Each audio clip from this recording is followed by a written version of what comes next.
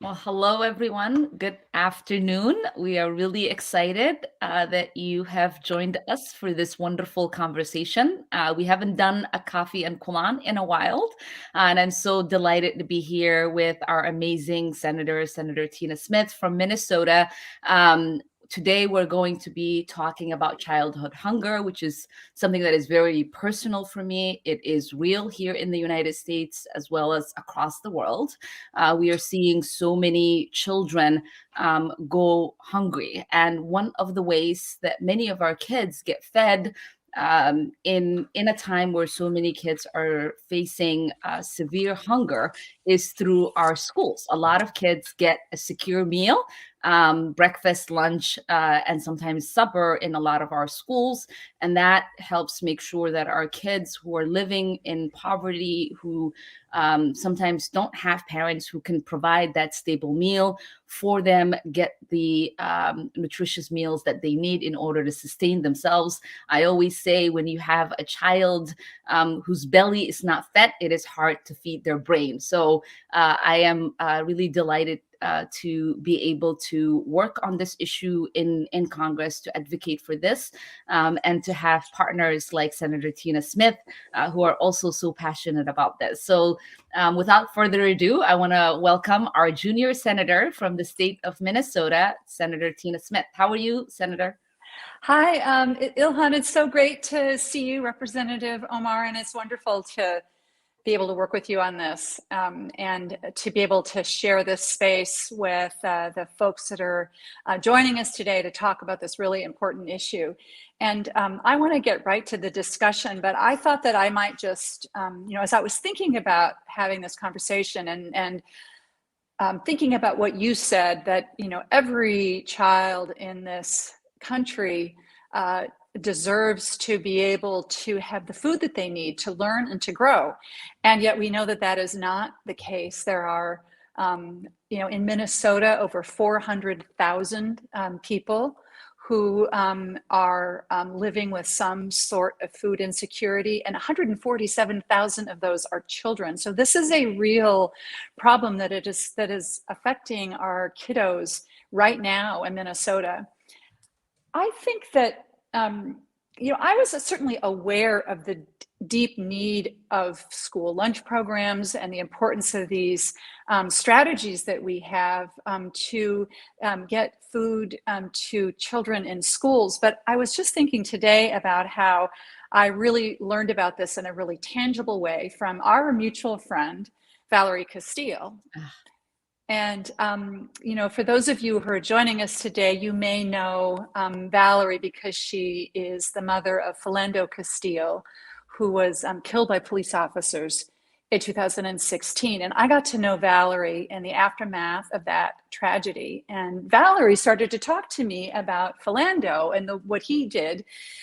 He was a school lunch supervisor, and he used to pay for when there were students that would come into the cafeteria at his school and didn't have the money that they needed, he would help to pay for them because he didn't want them to be experiencing the stigma and the embarrassment which students have been exposed to when their family is behind on paying for their school lunches. And imagine you're going through a line and somebody says, your parents haven't paid, you haven't paid, so you have to wear a special wristband or a special, you get a different kind of meal. I mean, it's terrible and embarrassing. And Philando was working on this. And now Valerie, in his name and in his honor, is working on it. And I know that she has spoken many times to both Representative Omar and me about this. And she certainly has been an inspiration to me, as well as Ilhan being an inspiration to me on doing this work. So She actually has a foundation yes. in his name that is devoted into paying school meal debt, which is just ridiculous saying that, right? Like it's a school meal debt. It's a debt that kids are accruing because they are unable, to pay for proper nutrition while they are in school. And I know that you and I have legislation to address this issue. For me, I think for a lot of people, they hear about childhood hunger and they think it is something that is happening somewhere else. Mhm. And a lot of people think I care about childhood hunger because I grew up in a refugee camp. I know what it feels like to grow up being hungry, really hungry. But even here in the United States, going through our school systems and being a young mom who was raising children in poverty in their earlier years, I know just how dire the need is for there to be proper resources and for government to be involved in this. And I know that we are such a generous country. We have volunteerism spirit. We are willing to help our neighbor, and that's why you see so many people out there that are collecting. We I know that you shared a video of a young boy who is raising money so that he could help pay off the student debt in his community. We see people like Ms. Castile, who's doing this. But tell us a little bit about what our legislation would actually do and why it is important for the federal government to be involved in canceling school meal Mhm. debt for our young Mhm. children and families. Well, as you say, there are many, many, many really generous people, but it doesn't feel to me like a child's capacity to get the food that they need to be able to learn and to grow should depend on the charity of others. It should be something that is universal. And I think that was really that was really so much of what spurred us on. You and I first were working on what we could do to end this school lunch shaming. Right. But we knew that we needed to do more than that to get at some sort of a universal system. And we both also, I think, kind of understood that this is such a so many young people depend on the school lunches and breakfasts and sometimes suppers that they get. So our bill, the Universal School Meals Program, would provide free breakfast, lunch, and dinner and a snack to all school children. It would eliminate school lunch debt, and it would end school lunch shaming, but it has so many other benefits, right? Because it is also provides a spur for a local food procurement. So it supports the local food. Farm to table. Yes, farm to table Initiative. kind of thing, Yeah. which I know is a really important thing to you too, as well, right? Yeah. Yeah. Yeah, as you know, I used to be a nutrition educator and worked for the University of Minnesota's extension department. And I used to be in schools trying to help teach kids the importance of eating, getting vitamins and nutrients and eating their fruits and vegetables. And one of the things that I would always hear from kids is that this was the only environment, right? The school environment was the only place that they were able to get that, because many of the young children that I was teaching in these after school programs came from neighborhoods where there were food deserts. Many of them came from parents who are just struggling to make ends meet, right? Because we now provide these resources to kids who are in poverty, but there are those kids who are in between, whose Yes. parents don't have the money every single day to be able to provide for them to eat these meals. And I remember being in 2000, I think it was 2013, in New York. And attending one of those Tink sessions that then elect mayor of New York City was doing. And they had a booth where you could give ideas of how to address childhood poverty. And we were all writing down that making sure that we address childhood hunger is an essential part of trying to provide proper education and nutrition to our children. And I was surprised that ended up being one of his initial proposals in New York City. Is one of the cities in this country that does actually have universal school meals. And when we are talking about universal school meals, it is to automatically also get rid of the shaming in itself, right? Because when you equalize the system for every single child, It there isn't a different tier and class system that is embedded, that children are growing up and internalizing, and Right. looking at one another as like, I'm better than you and you are less than me. And so it is Mm-hmm. just a way to also raise holistic kids that don't see each other different in regards to class as well.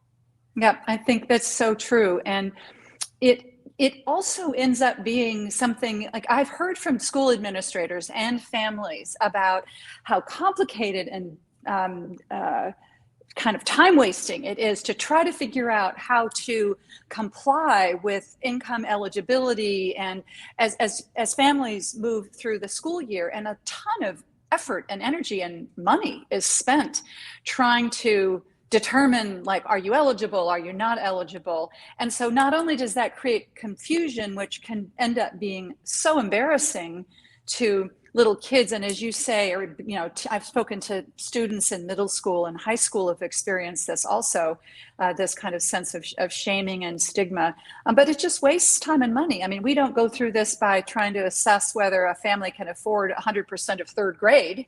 um, we do it together. We say, this is one of the things that we're going to do together. And I mean, of course, it gets right at this is fundamentally an issue of equity as well, as we think about the great disparities in people experiencing food insecurity, indigenous families, families of color. This is not a city issue or a rural issue. It is an all of Minnesota issue. So it is, to me, just clearly the right thing to do.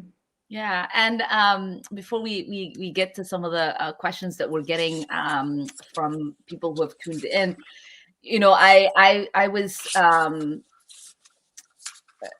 thinking as you were talking about just the administrative hurdles Mm-hmm. that are created when you have this sort of income eligibility requirements that are embedded in programs that should just be offered universally because they're so important, right? Things like nutrition for our children, making sure our children's bellies are fed before we try to feed their brains.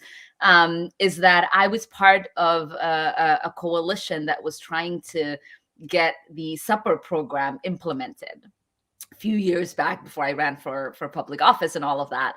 And I remember being in Duluth school district and meeting with the superintendent and the nutrition administrators in Minneapolis Public School and St. Paul, and all of them trying to talk us through just how challenging it was Yeah. to administer the summer feeding program, that they were not interested in adding, right, another feeding program that required them hiring, so many other people to try to go through the eligibility, to, making sure that they had enough resources that they were going to get for the program so that they can hire more staff. Just the enormous challenge and decision Mm-hmm. making that the administrators had to do in order to just make the moral decision of trying to accept a program that would feed. To me, it was a Mm-hmm. no-brainer, right? I'm Mm-hmm. like, Right, most right. of the But kids, they're they like, get they can't, there's, yeah, they're right. I'm saying, like, oh, we can't most take kids this get on breakfast because, and lunch, and mm-hmm. they go home. Lunch is served in school sometimes 10:30 and between 10:30 and noon. So a child might not eat for the rest of the day, right? A lot of kids are going to sleep hungry, and providing that supper instead of just a tiny snack that some kids might not be even able to eat, doing after school programming, but actually giving them a full meal so that they can go home and sleep with a full belly and wake up refreshed, ready to tackle the day and learn, and grow, as you said. Instead of thinking about those kind of things, which is what we want administrators to think about, they were thinking about just Mm-hmm. administratively how they can How to administer, do it. Yeah. right, the program. One of the first questions that we have is asking, how has the pandemic changed your advocacy for universal school meals? And have you noticed more of a need? Yeah. Well, I think that so many of us have realized that the pandemic has sort of laid bare some of the deep systemic inequities and challenges that we face in our society. And so, though I had those conversations as you did with Ms. Castile before the pandemic hit, I think that it just sort of made it so much more clear to so many people. And of course, when our children were not able to be in school because of the pandemic and the complexities and the challenges that we had to go through to try to figure out how to get food to them if they weren't all coming to school, really, I think, opened a lot of eyes about the depth of the need and the challenge, and why it wouldn't just be so much simpler to have something that was universal. I have to say also, I'm really proud that we, during this pandemic, the Department of Agriculture, and now expanded by the Biden administration, has issued waivers so that schools can provide the kinds of universal programming that we're talking about. But of course, that's going to go away. And so we have to be planning ahead so that the need continues to be met. But I don't know, that's how the pandemic, what about you, Ilhan? How has your thinking on this been, changed or evolved because of the pandemic? So I have to tell you, when the pandemic began, that was the first thing I thought about, and I was really panicked. So I actually introduced legislation, the Meals Act, to try to provide universal school meals during the pandemic and give the authority to USDA to be able to provide these waivers. And my Meals Act passed as an amendment to the CARES Act that we did on March 27th of 2020. And throughout the pandemic, I've been visiting community feeding centers. I've been visiting schools in Golden Valley and in the Robbinsdale school district, try to see how they're able to administer this new universal program.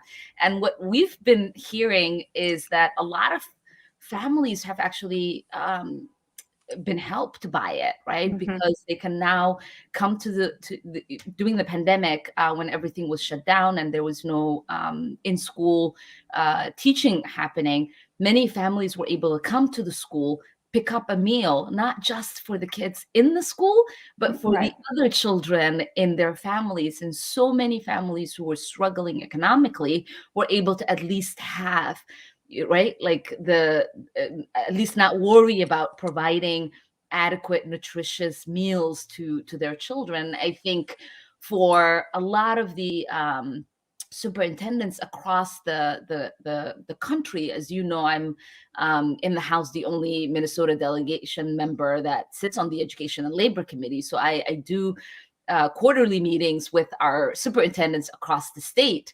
And a lot of them have talked about how it's been easier to administer the Meals Act than it was to administer the regular feeding programs, right? Because it took away a lot of the barriers that the others had, and just freed up so many other resources for them. And just the gratitude from their families and the students has enormously lifted them up and made them want to continue to advocate for that. And I'm grateful to people like you who continue to push the Minnesota Department of Education to seek the waivers and to continue to provide these resources, because it is important that all of our children have the ability to get these meals that they need.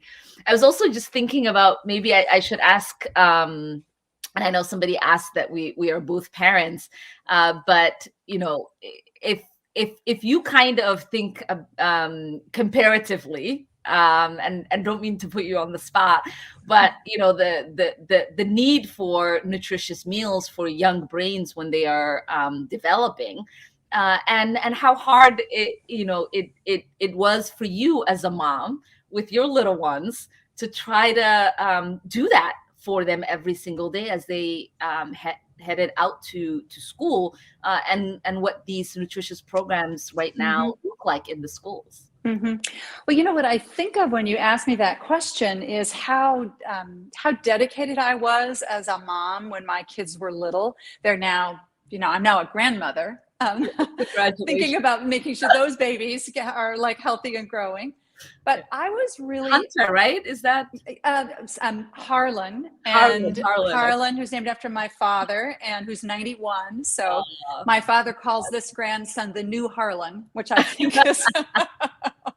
that's But amazing. I wanted my children, of course, just like every parent, I wanted my children to have, to eat well, to have healthy food. I wanted them to love to eat healthy food. And I worked really hard. I used to make my own baby food, and I was a working mom. So, and I don't know that it made that much difference to them, Yeah. but it made a big difference to me. And it's why I think the work that you and I are both doing now, this is what this makes me think of. I mean, I was so blessed that I didn't have to worry about whether my children were going to have enough food, but I think what you and I are doing right now to make sure that we are not only providing any kind of food, but we're providing healthy, nutritious, delicious food, hopefully food that comes from some local food network to children, so that, and youth, so that they can start to appreciate what that healthy food can be and what it can look like. I remember going to visit a school in Minnesota this is when I was still lieutenant governor, and a lot of people don't realize this, but many schools don't even have any kind of cooking equipment. So they get this highly processed, not very healthy food that is brought into the school, and then all they do is sort of microwave it and then put it out there. And so we were really working with trying to help schools, and I'm working on legislation now that would do this to help schools expand their equipment, their cooking equipment, so they can actually cook that healthy food. And then the students were getting exposed to, salad bars and healthy vegetables and things that they maybe hadn't really seen that much of before, because as you said, so many young people tragically live in food deserts where the only food that is near where they live is food that comes from a convenience store that isn't fresh and isn't necessarily healthy.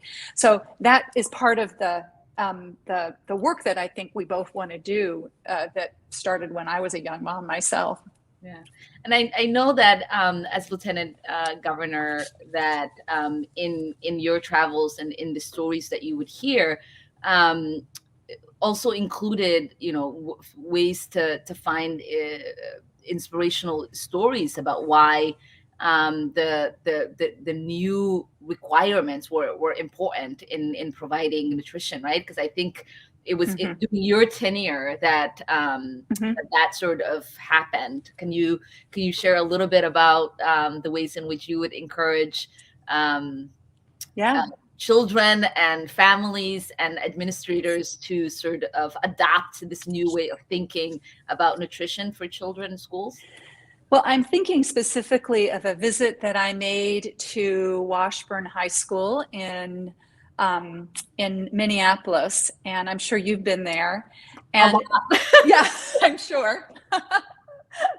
There used to be, I don't know if you know, maybe this is why you said this, because there used to be a Somali soccer tournament annually held at Washburn.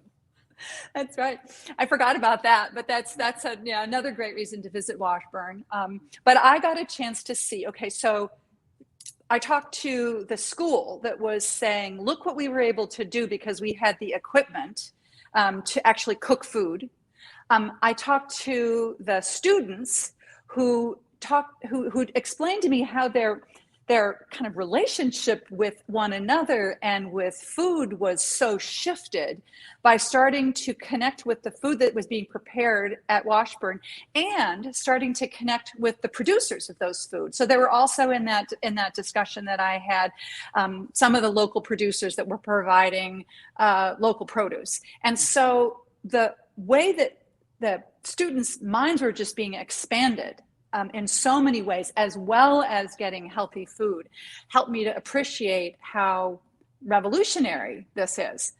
Certainly, it is about making sure that students have healthy, delicious food, but it's bigger than that, right? Because of the way that it just sort of multiplies and builds connections for students. I have a hope that maybe some of those students decided that they wanted to grow up and be farmers. So the legislation that we are both carrying in the House and the Senate is to end school meals, school lunch shaming. And I know that I talk about this quite a lot, the shame that is associated with, the with our school meals and the kind of class tier system that it sets up. I know that our current Lieutenant Governor Flanagan talks a lot about the lunch cards, the different colors that used to exist when she was in school. I have my own stories about when I was in school, and certainly when my kids were in school. What do you think that does to young people, and how can we encourage teachers and parents and community to sort of address the sort of underlying inequality that sort of develops within children? So as you're asking that question, I'm thinking about a conversation I had with a group of high school, I think they were freshmen, a year or so ago. And one of the students told me about an experience that she remembered as vividly as if it had happened to her yesterday. But it had happened to her when she was in kindergarten. And she remembered, she could still feel what it felt like when, as she was going through the school lunch line, she was told that like her parents hadn't paid, and she was, she had to go and get a special permission slip. And she didn't understand. She didn't even understand that food was supposed to be, there's nothing about that she understood, but she understood, and she remembered all those years later. She understood that she was being singled out, and that she was being isolated, and she was being stigmatized for something that was of no fault of her own. And if you want to know whether this is actually a real thing for humans who go through this sort of sense of what group am I in, I think of that person all the time who told me that story. And I'm sure you've heard stories like that as well. And that breaks your heart. And if you need a motivation to try to say this should really truly be universal, that's it for me. Yeah. I haven't been in middle school in 25 years, and I still vividly remember everything about middle school was sort of embarrassing. Yeah, this is a different level of being made to feel ashamed because you are not able to be of a family that can provide a meal for you is another level, right? Exactly. It's again, it's not your fault, and right. No kid should that shouldn't be amplified for young children, because it does stay with them forever. Yeah. Something that right. And I know Lieutenant Governor Peggy Flanagan still talks about just the trauma that had caused. I wanted to talk a little bit about, and this goes to a question around childhood development, and the role that food plays in that, and whether there is a true line between the hunger that a lot of our children are facing and some of the disciplinary actions that are taken against children in schools. And I ask this because I remember, in my earlier years, as I was getting trained to teach kids about food and the importance of nutrition. I remember taking this class around ACE, right, to understand adverse childhood experiences, and one of the things that the instructor was talking about was sort of this idea that, when you go to sleep hungry, you are less likely to wake up on time, right? That your body sort of doesn't have, and when you're younger it's even worse, that your body doesn't have the ability to move itself in the ways that somebody who was fed and went to sleep. And then you have kids who are, have missed the bus, who now have challenges as they try to make it to school. They're late. They miss that breakfast.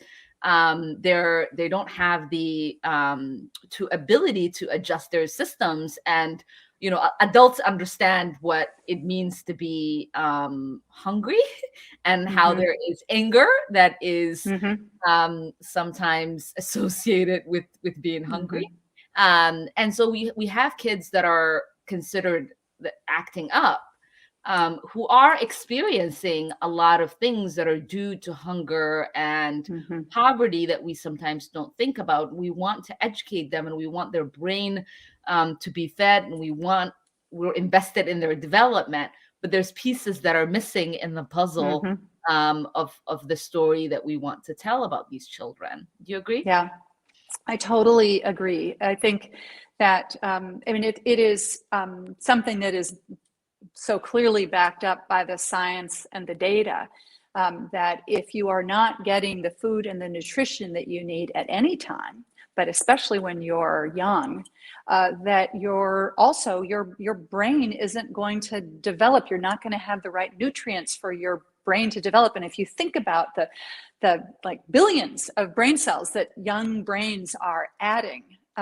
as they grow and as they learn, and how your body can't do that work if it isn't got the fuel, if it doesn't have the fuel that it needs, and the impact that has, the lifelong impact that has on people, and and then, as you say, Ilhan, the impact that it has on them every single day as they're trying to go to learn and to learn how to function in a school and do the things that they need to be able to do in a school. And then clearly, if you live in a family that struggles to put enough food on the table, the likelihood that you live in a family also where there might be overcrowding in your household, so you might have trouble sleeping because you don't have your own space, you can't get your work done, your homework done, because you might not have access to broadband or a quiet place to study. You might not have a safe place to call home at all. It becomes a spiral that is very, very difficult for a young person to pull themselves out of all by themselves. And it is, so much to the benefit of all of us. As Valerie Castile says, we live in, one of the richest places in the world. It should be all of our goals that every single child has the food that they need, and that, to be able to live and to grow. And I love that you sort of brought in this holistic view of trying to provide wraparound services for our kids in these school settings, because it's not just about teaching them their ABCs. Right. Is trying to make sure that they are actually ready to learn, and are present, right, physically and mentally. And I love that so much, because that is about really having a deep understanding and compassion. And it's not surprising, right? As a mom, this is something that you get. And as someone who's been deeply embedded in trying to make our systems work for young people, I'm wondering if you feel optimistic that there is a shift now, especially with the kind of programmings that a lot of schools have experienced in society, that people think it is time for there to be universal school meals, and it is time for us to end shaming kids who live in poverty. Well, I am always an optimist. That's how and I have a feeling that you're that same way too. You always, you look to the bright side, you look to the way. You have to be clear-eyed. I know, it's the only way. You have to be clear-eyed about what the world is, but you have to have optimism that the world can be better. It's almost like a faith sometimes, right?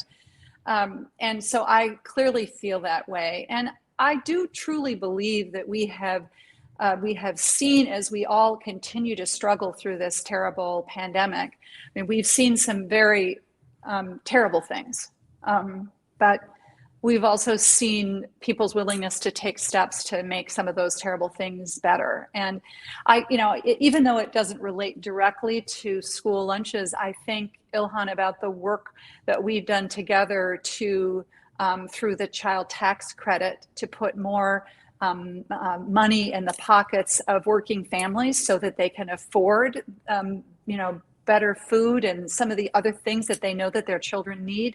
That effort, which you've already passed now for more years in the U.S. House, that I now have to go to work to make sure that we pass in the Senate to extend that. That's a huge step towards introducing more equality in the way our system works to help families. So that gives me a lot of optimism. I've just enjoyed our conversation, and I know, oftentimes we say, children are our future, and you would think if children are our future that we would invest in that future. And I know that you and I believe that children are our future, and are working really hard to invest in them, in their well-being, in their nutrition, in their education, and in a environment and a planet that they can grow into and inhabit. And so I'm really excited, and I just feel grateful for your partnership and for your representation of our wonderful state. So thank you so much. Well, thank you so much. Thanks for inviting me to be with everyone and to be with you. And I will see you soon. Yeah, can't wait to do the coffee and kulans again in person. Yes, I know. We can actually have a coffee and have people come and kulan with us. That sounds good. All right, bye, my friend. Okay, thank you.